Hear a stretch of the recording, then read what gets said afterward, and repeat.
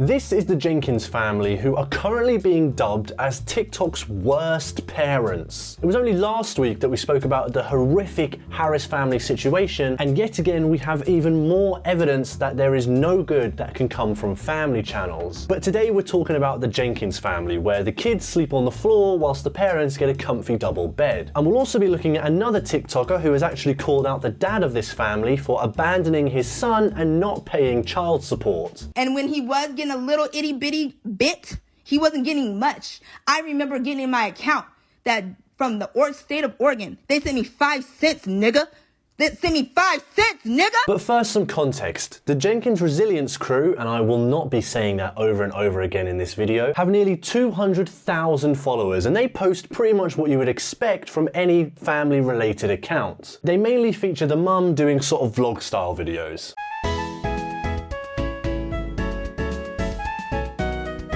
But the first issue I saw people bringing up was from this video, which now has 13.3 million views, and it's them talking about their sleeping arrangements. As you can read in the caption above, we're a family of 6 going on 7 living in a 1-bedroom apartment. As the kids grow older, that means we constantly have to adapt our environment to give them more means for privacy and extra space. When outside our environment appears cluttered, disorganized, what have you. But quite frankly, after making do for nearly 3 years now, I have nothing but a grateful spirit for the roof over our head. And from this video, we can see that the Jenkins family really don't have a lot of space in their 1-bedroom apartment. All of the room that the kids have to sleep is literally in this one shot. We've got, I think, 2 mattresses on the floor, and then a small sort of like crib cot, and then another bed at the back. And from the comments on this video, we can see where people started to have an issue. Serious question, why are y'all having more? I love the part where you explained why you continue to put more children in this situation. Did she say going on 7? All of those comments have over 100,000 likes each. And I think the first one actually had 270,000 likes on a comment. And when you pair what we've just seen with all the comments and this next video that I'm going to show you, things start to make a bit more sense. Help a girl out. My hubby said if we can flip our financial position, this doesn't have to be our last baby. And I'm really not ready to stop having babies yet. And I think most people's shock and most people's confusion comes from the fact that they have this limited space, and they mention it a lot. A lot of their videos say we're a family of 6 going on 7 with very limited space in a 1-bedroom apartment. So evidently they're aware that they don't have much space, and they're also making a point of it, complaining that they don't have much space, yet they are saying that they want to have more children. And then going back to the comments on the original video, we see more people saying stuff like this. I could not be married to a man who has a PS5 and a flat screen, but our kids don't have beds. But the husband has a PS5? Sell the PS5 and buy a bed. So now I'm thinking, okay, what's the deeper story here? Because everybody's claiming that they have a PS5 and a flat screen TV, yet their kids are sleeping on the floor. So what's really going on here? And then I find this post. Dad takes his first evening off in 150 plus days so him and the kids can have a gaming sesh. Now firstly, I have to admit that 150 days without a single evening off is a little bit mental. And without giving anything away too early, a complete lie. And yeah, as we look around the room, we can see a PS5, they've got a massive flat screen TV, they've even got some LED strips going around the roof, and more importantly, a massive comfy double bed. He got a game system and they don't have beds. Imagine that. That's a single player game. The babies are just pretending to play. Our kids come first, but they don't have beds while dad has a PS5. Not even a gaming system. That's a PS5, but the kids don't have beds. And then even another mum posted this TikTok where she spoke about how she was in a similar situation, but did it a little bit differently. Last year I went through a divorce and I had to downsize from my 4-bedroom house to a 2-bedroom house and became a single mom. This was the first day I took the kids to go and see the condo that I was able to afford with my new job because I was a stay-at-home mom.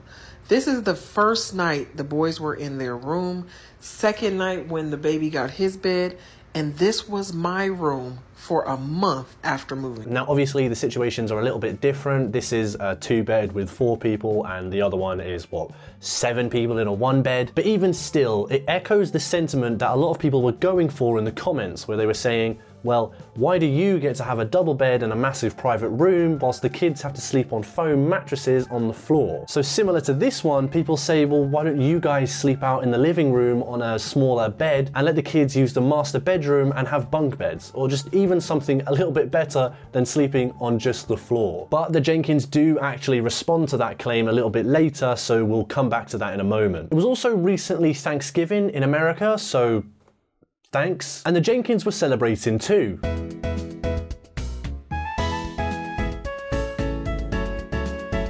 Le Creuset pot and a KitchenAid, a grand for those two items, yet your children sleep under the kitchen table. Now, I am not a chef myself, I have no idea what either of those things are, and I am almost 100% certain that I butchered that first name. But from what I can tell, they're talking about the two items in the back, which is this sort of like blue pot and then this stand mixer. And if the pot is a Le Creuset pot, whatever they were saying, then it's worth at least £200, and the stand mixer is around $350, so that's like what? £600, £700, maybe $500. A lot of money to spend on kitchen utensils when, again, like they said, the kids are sleeping on foam mattresses. You can see why people are having issues here. Some people were also saying that the Amazon wish list that the family had set up barely contained any items for the kids, and in fact only had stuff for the adults. I tried to look for it myself, but it's been deleted, and the only thing I could find is this screen recording that I'm playing over the top now, so make of that what you will. And amidst all these posts and comments of people talking and asking why are they sleeping on the floor when you've got a PS5 and a comfy double bed, there was another question that people were asking. What does the dad actually do for money? Because evidently the mum stays at home. She's constantly posting about how she has to look after the 5 kids. So what is the dad doing in the meantime? And there are a multitude of posts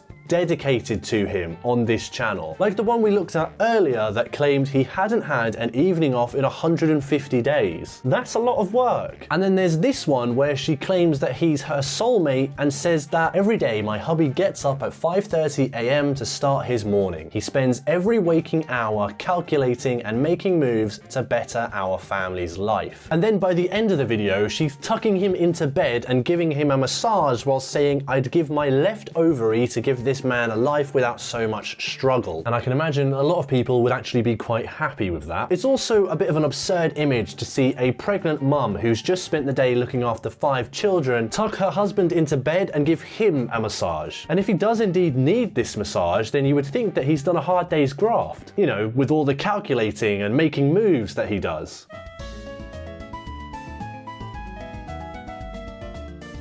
Ah yes, the very strenuous task of attempting to clean a car. Oh wait, sorry, no, not the whole car, just the wheels. Oh wait, no, not the wheels, just the rims. All the calculating and making moves has led him to the point where he is attempting to clean just car rims. And that's his current side hustle. So if anybody does in fact just want their rims cleaned, not the rest of the car, you can't get the rest of the car cleaned, it has to stay dirty, but you will have sparkling rims, then please do not hesitate to message Drew and he will come straight out to you. Also, I have to point out the way he gets down and dirty and really earns that massage at the end of the day by holding the brush at the very end so that he doesn't get his fingertips wet. Now, I don't want to sit here and shoot down a man's dreams, but a lot of comments were saying similar things. I don't know if there is a market for just wheel or tire detailing. Realistically speaking, these are the moves he's making. Are people paying to get their rims cleaned in this economy? Do y'all have any practical thoughts, or is everything a maladaptive daydream? A makeup brush? I mean, honestly,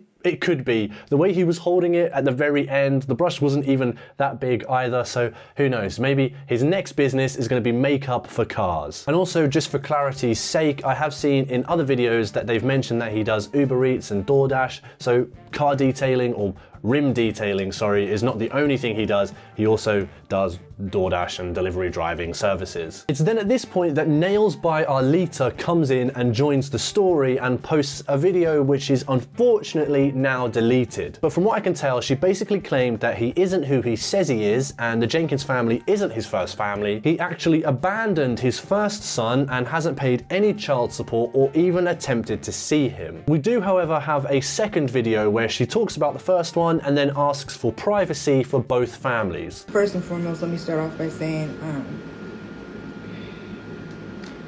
if y'all know his mom, his sister, his little sister.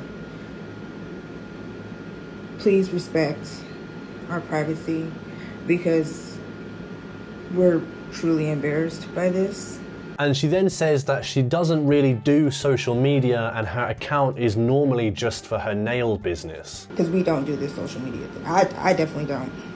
I just post my, like I said, I post my work, I scroll, I like, I giggle, I laugh, I go about my day. So again, just to reiterate, that whole video is her saying, can we have some privacy in this situation? If you know either of the families, can you please refrain from commenting because we just want privacy? So the Jenkins then responded to this, and the very first thing they do is mention the son by name. What should we address first? Let's address the child support thing. Child support? Okay. The child support and child. I have the one other child. He then says that he has actually been paying child support and he's been doing this through garnishments. And then he also says that he's never made more than $22 per hour. I've been paying child support via garnishments ever since I can remember. I worked out with W-2 since I was 18, 19. Worked nights. Multiple jobs, never made above 22 an hour. And I had to look this up because I didn't quite know what it meant, but basically garnishments means that the government had to step in and take money from his wages because he wasn't paying it. So to me, that doesn't seem like a great thing to say when you're trying to say that you're paying your child support if the government had to basically force you to do it. But he then carries on by saying he's actually already paid 9 to 12 grand of child support and he only has about 6,000 left. The child support thing, I don't know what to tell anybody. I've been paying for years via garnishment. They've taken out 9, 10 grand from taxes. And I let them. I didn't fight any of it. If the other party hasn't received it, that is not on me. I don't have any of that money. I think I owe $6,000 is all I owe. The mum then prompts him by saying people are asking why he doesn't have a job right now, and he says that he doesn't have to explain that. They want to know why you're not involved in stuff. Oh, why? Yeah. I don't need to explain why. I don't need to explain everything. I can't explain everything. And that's the thing. It's not their life for us to explain. It's our life. It's our perspective. It's what we've been through. Well, people are going to judge regardless. They then go on to talk about the living situation and why the kids are sleeping on foam mattresses. There's speculation going around that we bought, quote unquote, bought foam toppers for our kids. They had frames, they had mattresses, sheets, pillows, the works, even little drapes on their princess tapestries. They hung on everything and bent everything and broke it and tore it down, and kids are destructive. They're especially our two girls. They bent the hell out of the metal frames and all that, making it more or less a hazard. So we had to remove it from the house, and then they tore up their sheets and all bed covers and all that. And if you guys don't know, when anybody orders a bed is a giant piece of foam. When you go on to order a bed, it says foam mattress or memory foam with the pillow topper. It's all foam. So even if I just accept the reality that these kids apparently tore up a metal bed frame, for me it still doesn't answer the question of why they don't have beds right now. Because fair enough, you're saying that you did have beds for them, but they tore them up and they destroyed them because kids are really destructive. But for me, that just doesn't really explain why they're sleeping on really thin foam mattresses on the kitchen floor. He then says that he is trying his best, and every job that he does find, he doesn't want to do because it sucks the life out of him. I'm trying to do the best with what I have and how I know best.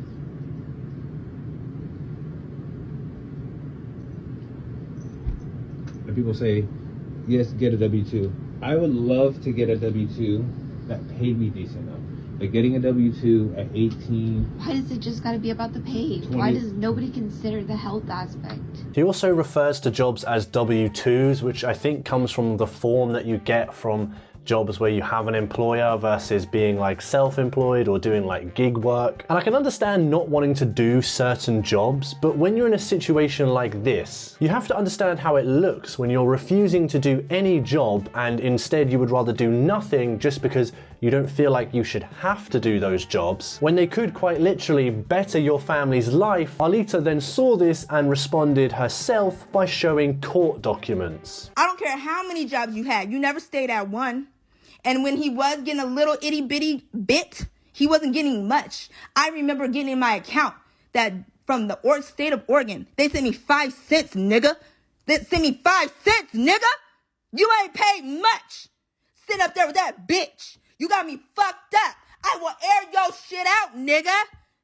Air your shit out, nigga! Yeah, safe to say she wasn't very happy with their response. She then talks about the last time Andrew saw his son and how she had to come and collect him because he took the baby to a stranger's house. When you did see my son, when he was about 6 or 10 months old, and you took him to some random bitch's house, and she was up in there, she lived like a fucking hoarder, and I took you outside politely, nigga. Don't sit up there and don't play me. I took you outside politely, nigga, and I said, don't let you ever have my baby in a dirty-ass house. He was about 6 or 10 months old when that shit happened, nigga. You want to play with me? I told you, don't play with me, Andrew. You know I don't play with me, Andrew. I will air your shit the fuck out. She then says that she isn't doing this for clout and she will happily expose him if he keeps on trying to claim otherwise. I ain't doing no shit for clout. I don't have to worry about it. I'm a normal-ass human being. I'm a normal-ass human being. I work. I do my nails. I work. I'm a caregiver. I take care of my oldest. I take care of my stepson when we have him. And I have my baby, who will be 6. I ain't got time for no fucking clown. I ain't got to chase nothing, bitch. And then she mentions that he actually lied about making payments and she hasn't received any money since 2017. But I will expose you, Andrew, because you ain't done shit. The last time I got a giant-ass payout from the state of Oregon, because it didn't come from you, and the pieces of taxes that I did get, that was back in 2017, nigga. It's 2024. You fucking cluck. So Arlita's videos are obviously pretty damning, and the Jenkins family still have yet to respond, and I don't see them doing so. However, this story does have a happy ending as Arlita goes on to make 2 more videos thanking people for the support that they've shown her, and she then even opens her own wish list after people encouraged her to do so. So she starts by saying that she had a conversation with her son and spoke to him about how his bio dad had gone viral. We did talk to my son last night, me and his dad, who's been in his life since he was 3. Literally sat him down yesterday after school. I came home from work on my lunch and we told him what happened. We told him that his biological father went viral on TikTok and it wasn't for good. And that he had his siblings sleeping on the floor and that he's in a decked out room with a PS5 and flat screen TVs. And I told him, I said I didn't want him to see that because I made a response video. Then she says that her son asked her how many siblings does he have and even started to cry. He asked me, he was like, how many siblings do I have? And I said, well, you have 2 little brothers. And I said, and the person that he's with, she's currently pregnant and we don't know if it's a boy or girl. And y'all, when I tell you his eyes welled up and he just kind of just started falling, and It started making me upset. Then she talks again about Andrew and about how on their TikTok account he pretends to be this great dad, but she doesn't want to post more about it because she doesn't want the son to see it and would rather the son forms his own opinion as he gets older. His sperm donor got up on this internet here and flaunted like he's some great dad, and he's not. He literally walked out of his life. That's why he can't tell y'all. I literally, if I wanted to, I would expose everything. But I don't want to do that because I know one day my son might see this. And I never spoke bad about his dad. Or his father, excuse me. I never spoke bad about his father in front of him. So I'm not going to get on this internet knowing that one day he might see this and I'm speaking crazy. And these are things that he doesn't know. So I want him to have his own opinion, his own judgment. Also, just quickly, on that point of him pretending to be a great dad, I saw this video on their account where they're talking about buying one of the kids' unicorn shoes. And some people are claiming that he didn't actually buy them himself and they were actually bought by a viewer from their Amazon wish list. This is actually a video from the Jenkins family account where they're thanking people for all the things they've bought them and they're showing off what people have bought. So we've got a pair of shoes, another pair of shoes, and then the unicorn shoes in question. It's kind of a nothing point in the grand scheme of things, but at the same time, why make a post lying about doing extra work in order to afford unicorn shoes for one of the kids when obviously a viewer has bought them? It's just a bit weird. There's then that other video that I spoke about where Arlita thanks people for all the stuff they've bought her kids. I just want to personally get on here and thank you guys. Like, seriously, thank you guys for doing that out of the kindness of your guys' hearts. You guys didn't have to do anything. You guys didn't have to purchase anything. I just threw it up there because a lot of people said I should make one. And the fact that we got the amount of gifts that we did get off of there, I am beyond truly grateful for it. And she then says that she's now taking down the wish list after having it up for a few days and is instead going to put her booking page for her nail business. I am letting you guys know I am taking my wish list down here pretty soon. And I'm going to be adding my link tree, which gives you access to my booking link if you want to book a nail appointment with me. And that is pretty much all we have. The Jenkins haven't responded, and honestly, I really don't see them doing that. They've basically gone back to status quo, so I don't imagine we'll ever hear from them about this situation again. However, I do want to hear from you guys. So do you think that the Jenkins family aren't doing enough to better their situation and the fact that their kids are sleeping on foam mattresses is a little bit weird? Or maybe you think that people are giving them too much of a hard time? No matter what you think, I would love to see it, so please leave it down in the comments below and I'll try to reply to as many as I can. And whilst you're there, if you could like and subscribe as well, that would really help us out. But other than that, see ya.